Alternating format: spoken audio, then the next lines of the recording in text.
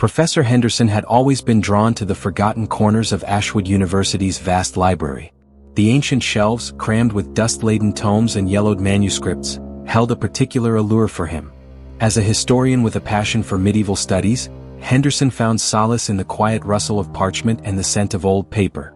One rainy afternoon, while exploring a section of the library rarely visited, he stumbled upon an unmarked, leather-bound manuscript.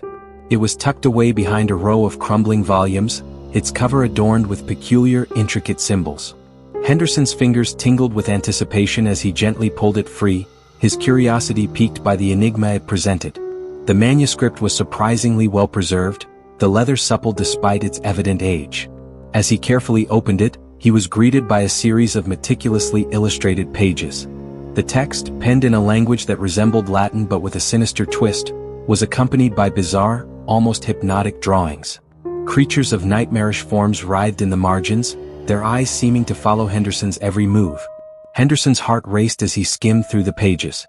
Here was a treasure trove of forgotten knowledge, a glimpse into the dark corners of history that had been obscured by time. His academic mind whirled with the possibilities, the promise of groundbreaking discoveries. He decided to take the manuscript back to his office, the patter of rain against the library windows providing a soothing backdrop to his thoughts. As he made his way through the dimly lit hallways of Ashwood, he couldn't shake the feeling that he was being watched. The ancient building seemed to breathe around him, shadows flickering at the edges of his vision. In his office, under the warm glow of a desk lamp, Henderson began to delve deeper into the manuscript. Each page revealed more of its dark secrets, drawing him further into its web. He lost track of time, the outside world fading as he became immersed in the medieval scribe's chilling words. It wasn't until the clock struck midnight that Henderson leaned back, rubbing his tired eyes. He had barely scratched the surface of the manuscript's mysteries, but one thing was clear. It held knowledge that had been hidden for centuries, locked away for good reason. His scholarly curiosity burned brighter than ever, overshadowing the small, nagging voice at the back of his mind that whispered of caution and restraint.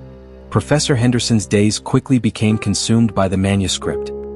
He abandoned his regular lectures and office hours, sequestering himself in his dimly lit office, where stacks of reference books and scattered notes formed a chaotic fortress around him.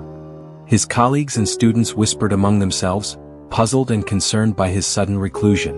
Each morning, Henderson would unlock his office door with a sense of eager anticipation, the manuscript beckoning him with its dark allure. He pored over the cryptic text, his fingers tracing the elegant, serpentine script as he painstakingly translated each passage.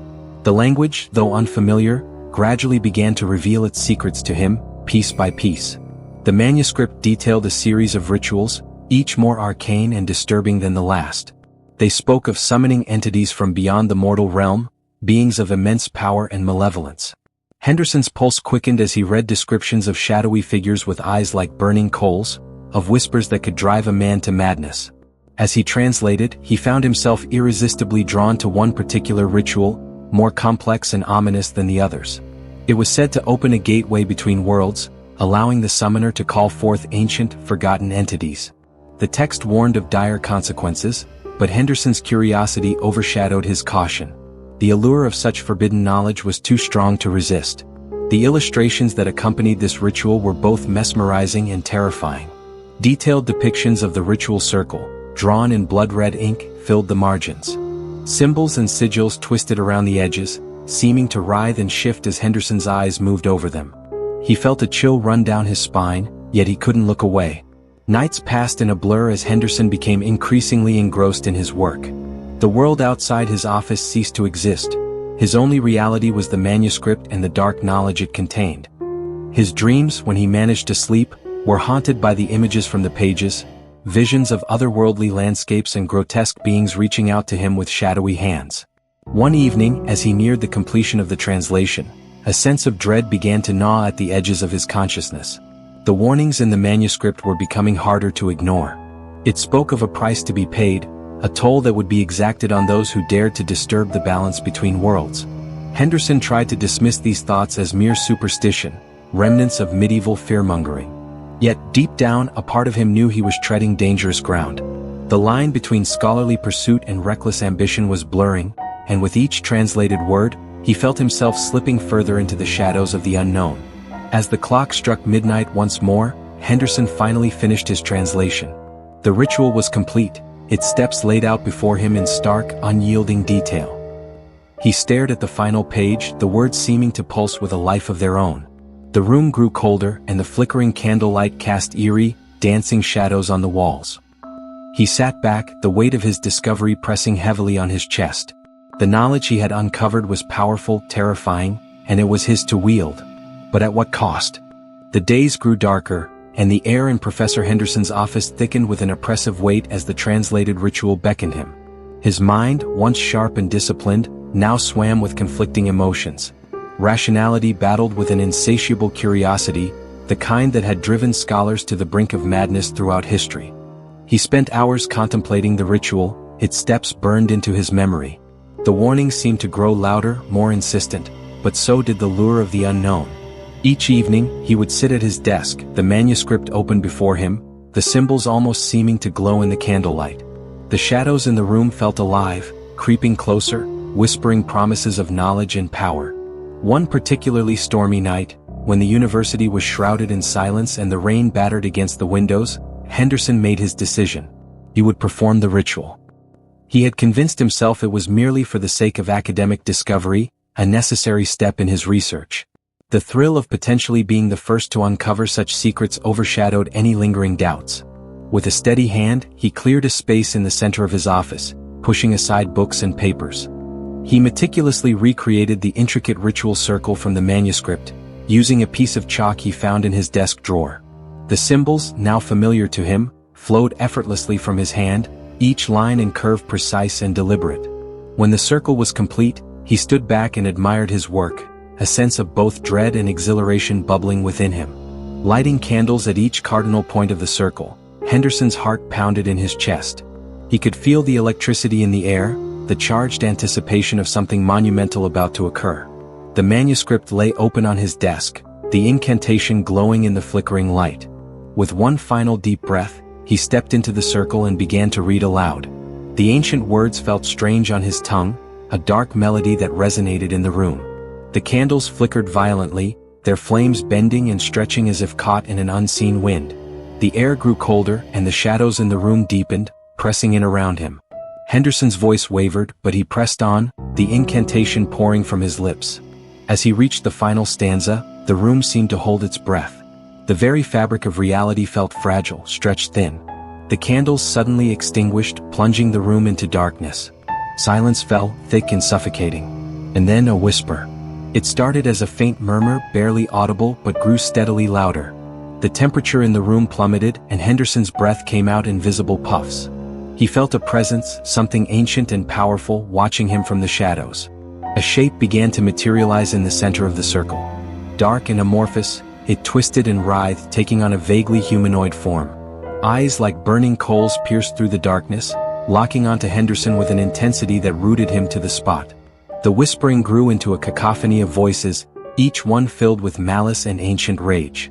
Henderson's heart pounded in his ears as the entity fully formed before him. It was a towering figure, its body a shifting mass of darkness and shadow. It radiated an aura of cold and dread that sapped the strength from Henderson's limbs. He tried to speak, to command the entity as the manuscript had instructed, but his voice failed him. The entity stepped forward, its movements slow and deliberate.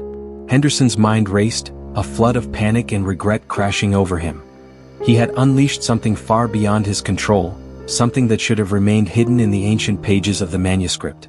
The entity reached out, its shadowy hand hovering inches from Henderson's face. The professor could feel its cold breath, smell the decay and ancient earth that clung to it. In that moment he realized the true horror of his actions. The ritual had worked, and now there was no turning back. The entity's touch was like ice, sapping the warmth from Professor Henderson's skin. He stumbled back, his heart pounding wildly, but the creature followed, its coal-black eyes fixed on him with a predatory gleam. The air around him seemed to thrum with dark energy, the once comforting familiarity of his office now twisted into something alien and foreboding. Henderson scrambled for the manuscript, desperate to find some counter-incantation, some way to reverse what he had done. His hands shook as he flipped through the pages, the ancient paper crinkling under his frantic grip. The whispers of the entity filled the room, a chorus of voices speaking in tongues that twisted his mind. He found the page, the words blurring as his eyes darted back and forth. Taking a deep breath, he began to chant, his voice trembling. The entity paused, its head tilting in curiosity. For a moment, Henderson thought he had found a way to control it, to bend it to his will. But then the entity laughed, a sound like the shattering of glass, cold and mocking. The candles in the room reignited with a burst of blue flame, casting eerie shadows on the walls. The entity's form grew more solid, its presence more oppressive. Henderson felt a wave of despair wash over him. His words had no power here. The manuscript had warned of this, but he had been too blinded by ambition to heed it. Outside his office, the disturbances began to ripple through Ashwood University. The air grew thick with an unnatural chill, and whispers echoed through the empty hallways. Students and faculty alike felt an inexplicable sense of dread, their nerves on edge as the atmosphere shifted. Henderson's office door burst open, slamming against the wall with a deafening crash. The entity flowed out into the corridor, its shadow stretching and warping. Henderson followed, driven by a desperate need to contain the chaos he had unleashed. But as he stepped into the hallway, he realized he was too late. The entity moved through the university like a storm, unseen by most but felt by all. Lights flickered and went out, plunging rooms into darkness. Strange, fleeting shapes appeared in reflections, and the walls seemed to pulse with a life of their own. Panic spread among the students, their fear feeding the entity's power. Henderson tried to think, to come up with a plan, but his mind was a whirlwind of terror and regret. He had to find a way to undo the ritual, to banish the creature back to whatever hell it had come from. The manuscript had to hold the answer. He just needed to understand it, to see past the fear that clouded his thoughts. As he stumbled through the darkened corridors, the whispers grew louder, more insistent. He caught glimpses of the entity always just out of reach, its form shifting and changing like smoke. The air was heavy with malevolence, and Henderson felt a creeping sense of doom settle over him. In the distance he heard screams. The entity was no longer content with mere fear, it was hungry for something more tangible. Henderson's heart ached with guilt and horror. He had brought this upon his university, upon his students. The weight of his actions pressed down on him, nearly crushing him with their enormity. He reached the central atrium where the entity had gathered, its form towering and monstrous. It loomed over a group of students, their faces pale and eyes wide with terror. Henderson knew he had to act, had to do something to protect them. Summoning every ounce of courage he had left, he stepped forward, the manuscript clutched tightly in his hands. The entity turned to face him, its eyes blazing with a dark intelligence. Henderson's voice rang out, steady and clear despite the fear that gripped him. He recited the words from the manuscript, hoping against hope that they would work, that he could somehow right the terrible wrong he had done. The entity laughed again, but this time there was a hint of something else, a recognition perhaps. The shadows around it writhed, and for a moment, Henderson thought he saw something familiar in its eyes. It was a fleeting glimpse, gone almost before it registered, but it gave him a spark of hope. He continued to chant, his voice rising above the whispers and the screams. The entity seemed to waver, its form flickering like a candle in the wind. Henderson pressed on, his determination growing with each word. He could feel the power in the words, the ancient magic that had called the entity now working to banish it. The shadows in the room began to recede, the oppressive weight lifting. The entity shrieked, a sound of pure rage and frustration, as it was slowly drawn back into the circle of light.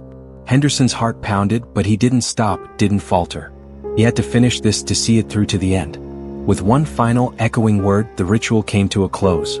The entity's form shattered, dissolving into darkness that was sucked back into the manuscript. The candles flared and then went out, plunging the room into silence. Henderson stood there, panting, the manuscript still clutched in his trembling hands. The university was still, the unnatural chill gone, replaced by an eerie calm. The students looked around, dazed and bewildered but unharmed.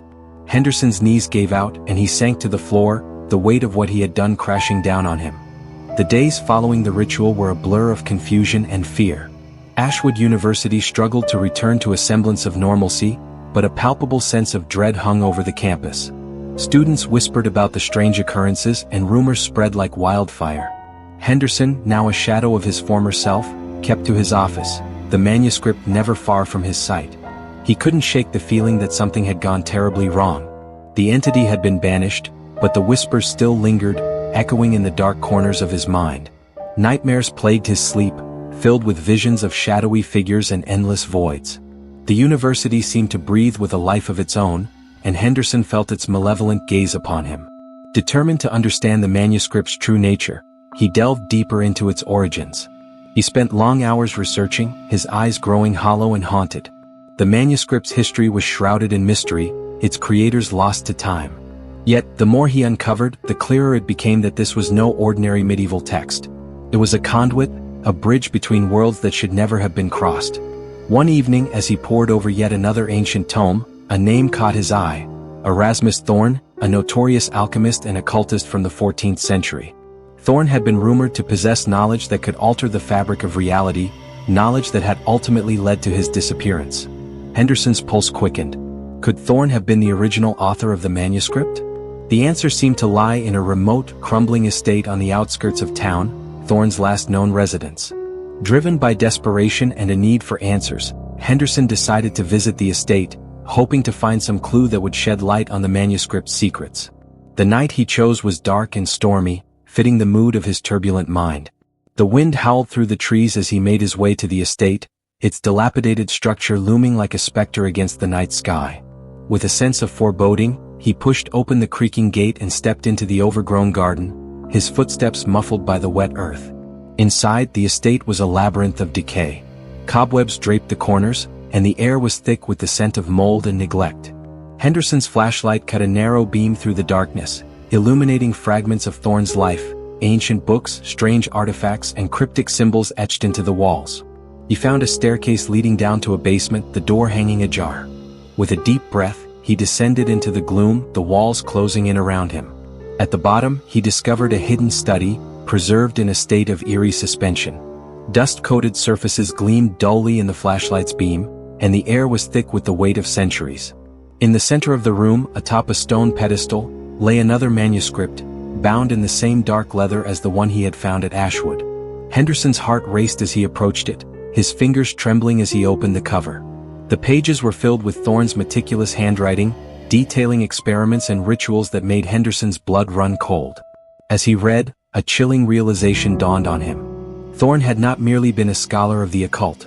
He had sought to master it, to bend the forces of the supernatural to his will. The manuscript Henderson had found was but one part of a larger puzzle, a key to unlocking powers beyond human comprehension. But Thorn had also written of a terrible price, a curse that would befall anyone who dared to use the knowledge within. Henderson's stomach churned as he realized that his own actions had set in motion a chain of events that could not be undone. The entity he had summoned was just the beginning. A sudden noise behind him snapped him from his thoughts. He spun around, the flashlight beam darting wildly. In the shadows he saw a figure, a man hunched and cloaked in darkness. The figure stepped forward, and Henderson's breath caught in his throat. It was Thorn, or rather what remained of him. His eyes glowed with an unholy light, and his voice was a rasping whisper. "You have awakened them," Thorn said, his voice echoing with centuries of sorrow and rage. "The barrier between worlds grows thin, and soon they will come through. You have but one chance to stop it." Before Henderson could respond, Thorn dissipated into the darkness, leaving only his final words hanging in the air. Henderson stood there, his mind reeling. He had to return to Ashwood, to the manuscript, and find a way to seal the breach before it was too late.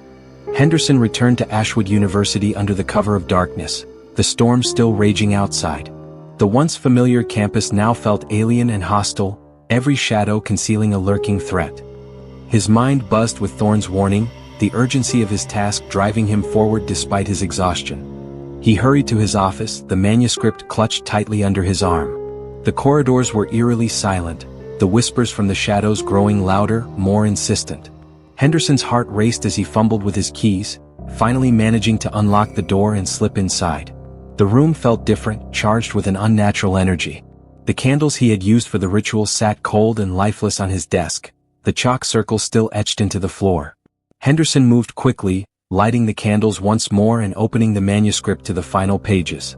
He needed to find a way to seal the breach, to stop the entities from crossing over. As he read, the words seemed to shift and change, the text almost alive beneath his gaze. The ritual to banish the entities was complex, requiring precise incantations and symbols that twisted his mind to comprehend. He worked feverishly, his hands shaking as he redrew the circle, adding the necessary glyphs and markings. Outside his office, the disturbances grew more violent. Lights flickered and shattered, and strange noises echoed through the halls. Students and faculty, driven by fear and confusion, barricaded themselves in their rooms, unaware of the true nature of the threat they faced. The air was thick with tension, the boundary between worlds stretching thin. Henderson could feel the presence of the entities growing stronger, their whispers now a cacophony of malevolent voices. He could sense them watching him, their hunger palpable. Time was running out. He began the incantation, his voice steady despite the terror that gripped him. The candles flared as he spoke, the shadows in the room twisting and writhing. The temperature plummeted and frost began to creep across the floor, the air filled with the stench of decay. Henderson's breath came out in visible puffs, but he didn't falter. He poured all his will into the ritual, his voice rising above the din of whispers and crashing glass. A shape began to materialize within the circle, dark and foreboding. Henderson's heart pounded, but he pressed on, the incantation flowing from his lips. The entity that had plagued him since the first ritual reappeared, its eyes blazing with fury. It roared, a sound that shook the very walls of the university, but it was bound by the circle, unable to reach him. Henderson continued the incantation, the power of the words resonating through the room. The other entities began to emerge, their forms writhing and contorting in the candlelight. They pressed against the edges of the circle, but the glyphs held them at bay. The room was filled with their rage and frustration, but Henderson's voice did not waver. Suddenly, the door to his office burst open, and a group of students stumbled in, their faces pale and eyes wide with terror. They froze at the sight of the entities, their presence breaking Henderson's concentration. The circle wavered, the glyphs flickering. The entities seized the moment, their forms pushing against the barrier. Henderson shouted at the students to leave, but it was too late. The circle broke and the entities surged forward. The room was plunged into chaos, the students screaming as the entities reached for them with shadowy hands. Henderson's mind raced, desperation clawing at his thoughts. He had to finish the ritual to seal the breach, but the manuscript's instructions were fading from his memory, the panic overwhelming his focus. In a final, desperate act, Henderson grabbed the manuscript and began to chant the banishment incantation from memory, his voice raw and strained.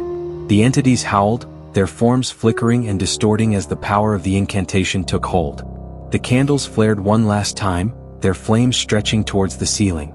The entities shrieked as they were drawn back, their forms dissolving into the shadows. The room shook violently, the walls cracking under the strain. Henderson's voice rose to a crescendo, the final words of the incantation echoing through the air.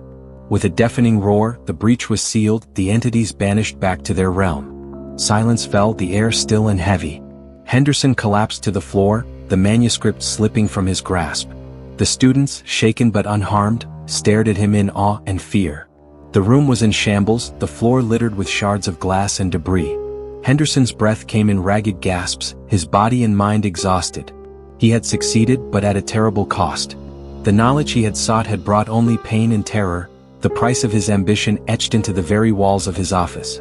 As he lay there, the reality of what he had done settled over him, a weight that he would carry for the rest of his life. Months passed, and the chill of winter settled over Ashwood University. Snow blanketed the campus, muting the whispers of the past. The university had resumed its usual rhythm, but an undercurrent of unease remained. The students and faculty moved through their days with an unspoken awareness of the shadows that had once threatened their world. Professor Henderson remained confined to the hospital, his body recovering slowly but his mind still fragile. He spent his days staring out the window, watching the snow fall and the world move on without him. The memories of the rituals, the entities, and the darkness he had unleashed haunted his every thought. Despite the hospital's efforts to help him heal, Henderson felt a deep, gnawing emptiness.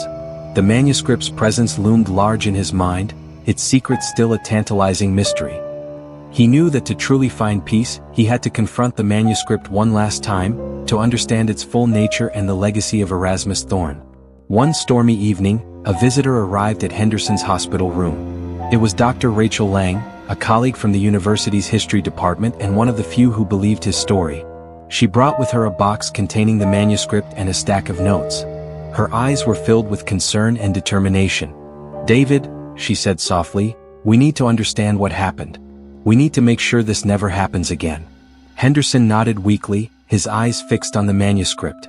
Together, they pored over the text, their combined expertise shedding new light on Thorne's cryptic writings. As they delved deeper, they discovered a series of hidden passages, layers of meaning that had eluded Henderson before. Thorne's final writings revealed a twist that recontextualized everything. Thorne had known that the manuscript would be found one day, that someone would attempt to harness its power. He had embedded a safeguard within its pages, a trap for those who sought to use the dark knowledge for their own gain. The entities were not merely banished, they were drawn to those with a thirst for power, a darkness within their own hearts. Henderson realized with a sinking feeling that his own ambition, his desire to uncover forbidden knowledge, had made him a perfect vessel for the entities. The rituals he had performed were designed to cleanse him of this darkness, but they had also marked him as a guardian. The entities had been expelled from his body, but the responsibility of keeping them at bay now rested on his shoulders. Dr. Lang's eyes widened as the truth became clear. David, you're not just a victim, you're their warden. The manuscript chose you to ensure they can never return. Henderson's heart pounded in his chest. The weight of his actions, the sacrifices he had made, all led to this moment. He had unwittingly become the last line of defense against the entities. His role was not just to banish them but to guard the knowledge that could summon them. As the storm raged outside, Henderson made a decision. He could not allow the manuscript to fall into the wrong hands again. With Dr. Lang's help, he devised a plan to secure it, to hide its secrets away where they could never be found. It was a task that required great sacrifice, but it was the only way to ensure the safety of the world. They worked tirelessly, creating a hidden vault within the university's deepest archives, protected by layers of safeguards and wards. Henderson poured his remaining strength into the task, each step a labor of love and penance. When the vault was complete, the manuscript was sealed away, its dark power locked behind walls of ancient magic and modern technology. In the weeks that followed, Henderson began to find a measure of peace. He continued his recovery, supported by Dr. Lang and the few colleagues who understood the true nature of his ordeal. The university slowly rebuilt itself, the memory of the supernatural assault fading into whispered legend. Henderson knew that the entities were still out there, lurking in the shadows, but he had made his peace with his role. He was their warden, the guardian of the manuscript, and he would ensure that its dark secrets remained hidden. The knowledge he had sought had come at a terrible price, but it had also given him a purpose, a reason to continue to protect the world from the darkness he had once unleashed. As spring blossomed and new life filled the campus, Henderson stood at his office window watching the students below. He felt a sense of hope, a belief that the future could be bright again. The manuscript was secure, and he would remain vigilant, ever watchful, guarding against the shadows that lurked at the edges of the world.